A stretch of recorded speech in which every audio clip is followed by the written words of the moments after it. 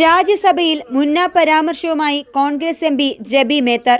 CPM M P John ബ്രിട്ടാസിനെ ലക്ഷ്യമിട്ടായിരുന്നു ജബി മേത്തർ മുന്ന പരാമർശം നടത്തിയത്. ശൂന്യവേളയിൽ കേരളത്തിലെ ആരോഗ്യ മേഖലയിലെ പ്രശ്നങ്ങൾ ഉന്നയിക്കുന്നതിനിടെയാണ് തദ്ദേശ തെരഞ്ഞെടുപ്പും മുന്ന പരാമർശവുമായി ജബി മേത്തർ പ്രസംഗം തുടർന്നത്.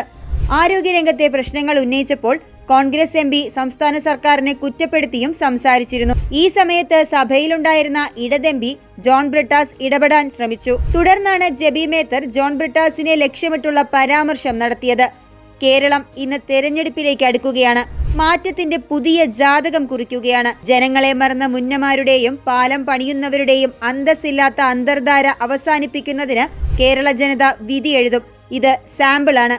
അടിപൊളി വെടിക്കെട്ട് വരുന്നതേയുള്ളൂ. ഇതായിരുന്നു ജബി മേത്തറിന്റെ രാജ്യസഭയിലെ വാക്കുകൾ.